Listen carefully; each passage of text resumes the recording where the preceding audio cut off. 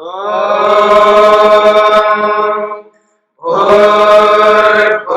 स्वः तत्सवितुर्वरेण्यं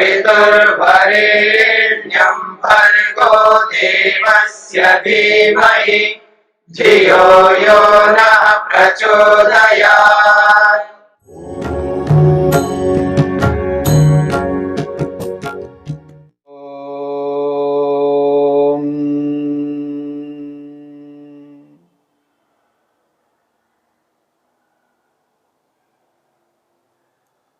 पांच क्लेशों के प्रसंग में चौथे क्लेश को लेकर के विचार चल रहा है, द्वेष। महर्षि पतंजलि ने द्वेष की परिभाषा की है, दुखानुशयी द्वेषः। इस सूत्र की व्याख्या करते हुए महर्षि वेदव्यास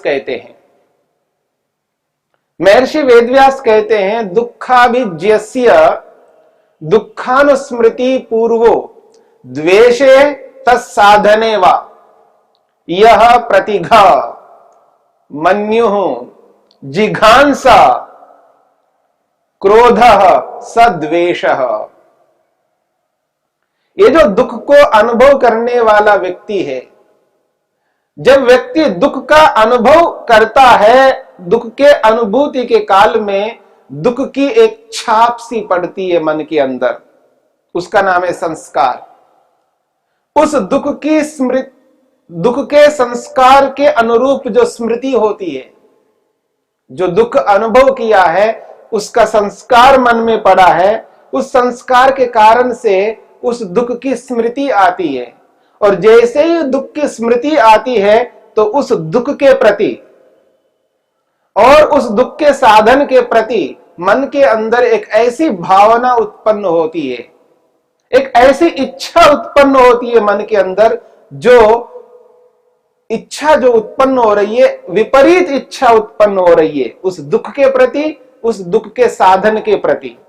वो जो विपरीत भावना है, जो अच्छी भावना नहीं है, विपरीत भावना है, उस विपरीत भावना को महर्षि वेदव्यास ने यहां पर प्रतिघा शब्द से स्पष्ट किया है, जो कि एक प्रतिशोध की भावना है।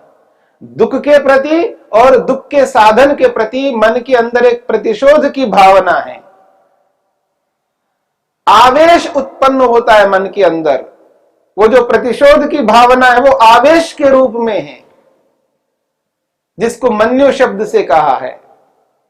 और जो आवेश रूपी जो भावना है वो ऐसी भावना है, जिघांसा, मारने की इच्छा उत्पन्न होती है, समाप्त करने की इच्छा उत्पन्न होती है। क्रोध, एक गुस्सा मन के अंदर उत्पन्न होता है, व्यक्ति उसको मारना चाहता है आवेश से युक्त होकर के। ये जो प्रतिशोध की भावना है, ये जो मन्यु के रूप में जो आवेश है, मारने की इच्छा के रूप में जो जिघांसा है, ये जो गुस्सा है, ये जो क्रोध है, इसी का नाम द्वेष है। जब व्यक्ति किसी से भी दुख अनुभव कर लेता है, उसके प्रति व्यक्ति के मन में द्वेष रहता है, चाहे वो दुख कोई भी हो, और उस दुख का जो साधन है, जिससे दुख मिलता है, उस साधन के प्रति अत्यंत द्वेष मन के अंदर बना लेता है। और जब कभी उसको स्मरण कर लेता है तो उसके प्रति मन के अंदर एक ऐसे भावों को उत्पन्न करता है, वो जो भाव है, उन भावों को यहां पर द्वेष शब्द से स्पष्ट किया जा रहा है। और दुख के साधन दो प्रकार के, जड़ पदार्थ और चेतन पदार्थ, दोनों के प्रति व्यक्ति के मन में द्वेष रहता है। जड़ पदार्थों के प्रति एक सामान्य द्वेष रहता है, लेकिन चेतन पदार्थों के प्रति जो द्वेष रहता है वो बहुत लंबा रहता है। जीवन भर व्यक्ति द्वेष करने लगता है और उन जड़ पदार्थों को कभी वो नष्ट कर देता है, एक बार उसको तिरस्कार कर देता है, नापसंद कर देता है। कुछ ऐसे जड़ पदार्थ हैं जिनको नष्ट ही नहीं कर सकता व्यक्ति, उसके बस की बात नहीं है, पर उससे द्वेष करने लगता है। आदमी कभी पानी में डूब जाता है और उसको दुख होता है, किसी ने बचाया, वो पानी से डरता रहता है, उसको समाप्त नहीं कर सकता, पानी से दूर हो सकता है। आंधी के कारण से व्यक्ति को दुख मिलता है, उसे द्वेष करता है, पर उसको उस वायु को समाप्त नहीं कर सकता। अग्नि से द्वेष करता है व्यक्ति, उससे दूर भागता है, पर उसको समाप्त नहीं कर सकता। पृथ्वी से भी द्वेष करता है, पर उसको समाप्त नहीं कर सकता। पृथ्वी, जल, अग्नि, वायु, परंतु जब चेतन पदार्थ सामने आ जाते हैं, जिन चेतन पदार्थों के कारण से व्यक्ति को दुख मिलता है, उनके प्रति भी जो द्वेष होता है, वो द्वेष ऐसा द्वेष होता है, उनको समाप्त करने की चेष्टा करता है, क्योंकि वो उसके हाथ में है, उनको वो समाप्त कर सकता है। ये अत्यंत घातक है, अपने जीवन के उद्देश्य को पूर्ण करने में वो बाधक है, वो रुकावट है। द्वेष कभी भी व्यक्ति के विशेष प्रयोजन को पूर्ण नहीं होने देता। द्वेष के कारण से छोटे मोटे प्रयोजनों को तो पूरा कोई भी कर सकता है, पर बहुत बड़ा प्रयोजन, आत्मा का जो प्रयोजन है, आत्मा को स्वतंत्र करना है, बंधन से छुटकारा दिलाना है, अपने आप को बंधनों से मुक्त कराना है। जन्म मरण रूपी जो बंधन है, ये बहुत बड़ा बंधन है, जेल है आत्मा के लिए। इस बंधन से छुटकारा पाना है तो द्वेष को हटाना होगा। ये बहुत बड़ा बाधक है द्वेष। और दुनिया में जितने भी ये चेतन पदार्थ हैं, चाहे वो हमारे निकटस्थ माता पिता भी क्यों ना हो, भाई बंधु क्यों ना हो, गुरु आचार्य क्यों ना हो, बिरादरी के लोग क्यों ना हो, समाज के लोग क्यों ना हो, राष्ट्र के लोग क्यों ना हो, और पूरे विश्व के लोग क्यों ना हो, न केवल मनुष्य, मनुष्यतर योनियां हैं, उन योनियों में रहने वाले जितने भी प्राणी हो, जिन जिन के माध्यम से व्यक्ति को दुख मिला, अथवा जिन जिन के माध्यम से दुख मिल सकता हो, ऐसे चेतन पदार्थों के प्रति, ऐसे प्राणियों के प्रति मन में जो प्रतिघा की भावना है, जो मन्यु की भावना है, जिघांसा की भावना है, क्रोध की भावना है, इसी को द्वेष शब्द से स्पष्ट किया है। द्वेष अलग अलग प्रकार से व्यक्ति करता है, अलग अलग स्थितियों में अलग अलग द्वेष मन के अंदर व्यक्ति पालता रहता है। जिसको वो पसंद करता है, कल को उसी से द्वेष करने लगता है व्यक्ति। यानी जिसको वो राग से युक्त होकर के, आसक्ति से युक्त होकर के जिसको वो पसंद कर रहा है, और कल को उसी से द्वेष करने लगता है। कब व्यक्ति द्वेष करता है पता ही नहीं रहता। कब व्यक्ति को गुस्सा आ जाता है, कब व्यक्ति के मन में आवेश उत्पन्न होता है, प्रतिशोध की भावना उत्पन्न होती है, व्यक्ति ही नहीं जानता। परिस्थितियां ऐसी उत्पन्न हो जाती हैं, उन परिस्थितियों में व्यक्ति द्वेष से ग्रस्त हो जाता है, क्योंकि मूल में अविद्या विद्यमान है। अविद्या के विद्यमान रहते हुए व्यक्ति इस द्वेष से बच नहीं सकता। अविद्या की उपस्थिति है वहां पर। मन के अंदर अविद्या है मूल रूप में, तो समझ लेना व्यक्ति कभी ना कभी द्वेष कर बैठता है, चाहे वो जड़ पदार्थ से हो या चेतन पदार्थ से हो। और सर्वाधिक व्यक्ति चेतन पदार्थों से द्वेष करता रहता है और उनकी हानि पहुंचाने की चेष्टा करता रहता है। ये जो द्वेष है ये अलग अलग प्रकार से व्यक्ति करने लगता है। मन मन में पता नहीं कितना द्वेष कर बैठता है व्यक्ति, वाणी से भी द्वेष कर बैठता है और शरीर से भी द्वेष करने लगता है। शरीर से हानि पहुंचा देता है, वाणी से द्वेष कर करके वाणी से लोगों को दुख पहुंचाता है और मन ही मन में व्यक्ति न जाने कितने लोगों से, कितने प्राणियों से व्यक्ति द्वेष कर बैठता है। एक एक व्यक्ति पूरे पूरे बड़े बड़े समुदाय के प्रति द्वेष करने लगता है, एक पूरे देश के प्रति द्वेष करने लगता है, अनेकों देशों के प्रति द्वेष करने लगता है व्यक्ति। पता नहीं कितना द्वेष मन के अंदर पालता है व्यक्ति। ये सब अविद्या के कारण से है।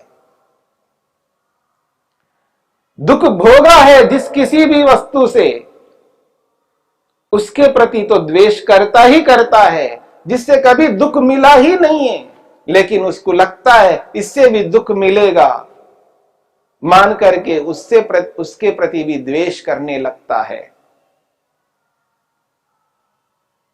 और ये जो द्वेष है व्यक्ति को धीरे धीरे धीरे धीरे ऐसे ऐसे कर्मों को करने में प्रवृत्त कर देता है। व्यक्ति ऐसा कर्म कर करके व्यक्ति अपना कर्माशय इतना बढ़ा लेता है, उसका परिणाम स्वरूप बार बार जन्म मरण के चक्र में आना पड़ता है। और ऐसा एक एक कर्म होता है जो पता नहीं कितने जन्मों को देने वाला बन जाता है। एक ऐसा कर्म कर देता है व्यक्ति द्वेष के कारण से।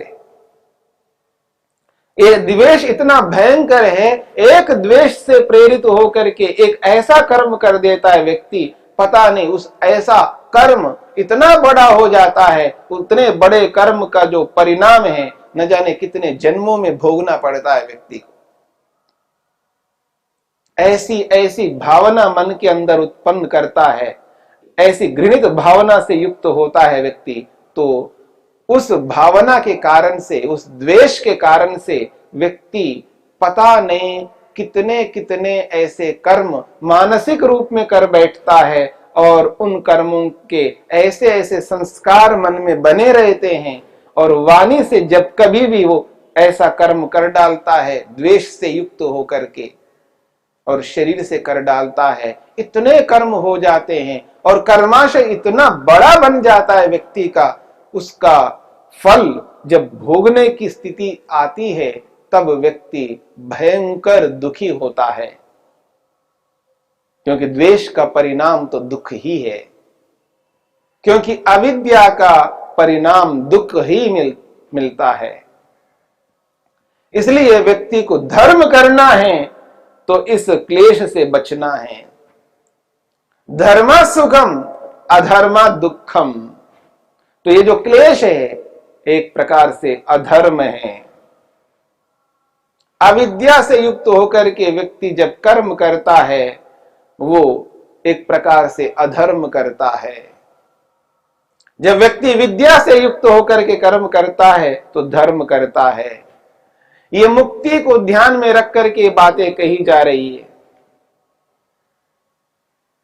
यद्यपि व्यक्ति द्वेष से युक्त होकर के लौकिक ऐसे कर्मों को अच्छे भी कर लेता है, कुछ काल के लिए उसको सुख भी मिलता है, दूसरों को भी सुख मिलता है, परंतु आगे चल करके जो मुक्ति को प्राप्त करना है, मोक्ष को प्राप्त करना है, जो आत्मा का मुख्य लक्ष्य है, उस लक्ष्य की पूर्ति नहीं होती है। इसलिए यहां पर इस द्वेष को हानिकारक समझना है।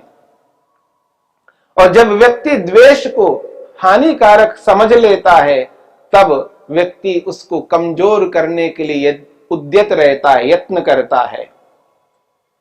यदि व्यक्ति ये कहने लगता है नहीं द्वेष करना जरूरी है, बिना द्वेष किए काम नहीं चल सकता, तो वह व्यक्ति कभी इस द्वेष को दूर नहीं कर सकता।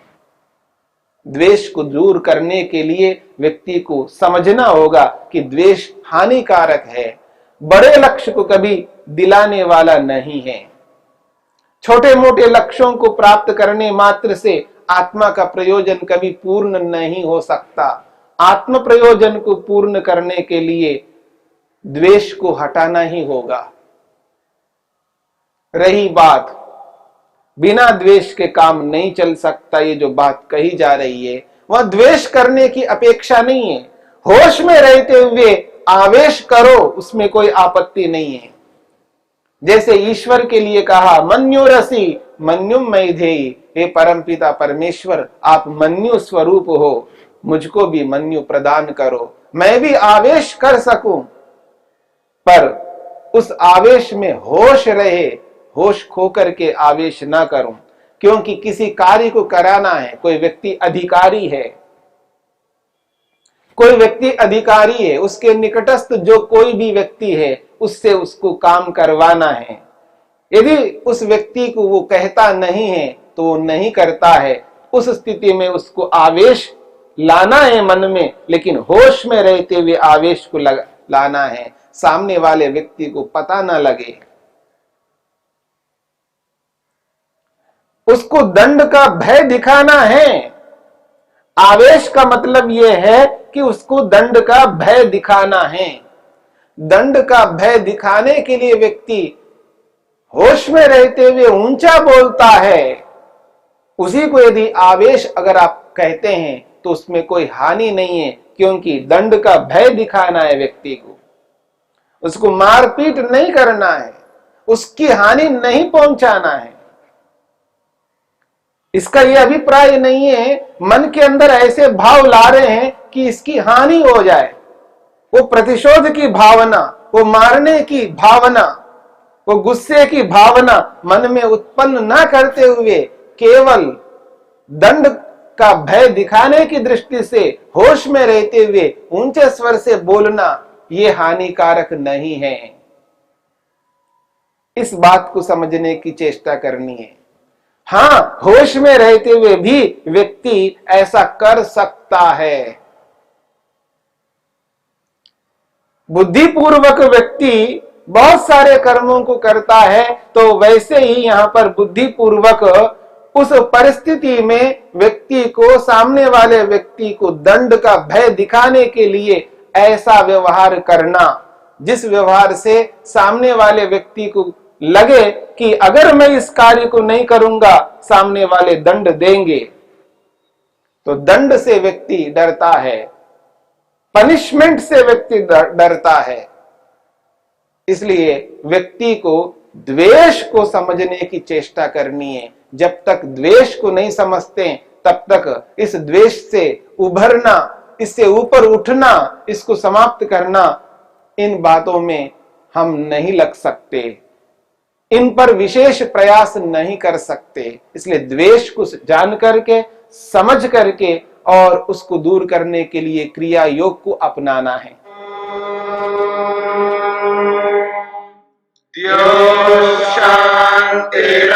शांतिरंतरिक्षं शांति पृथिवी शांतिरापः शांतिरोषधयः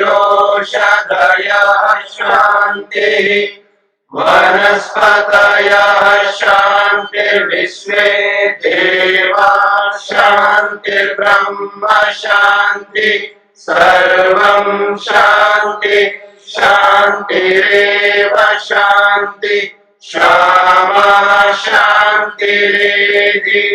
ओम शांति शांति शांति।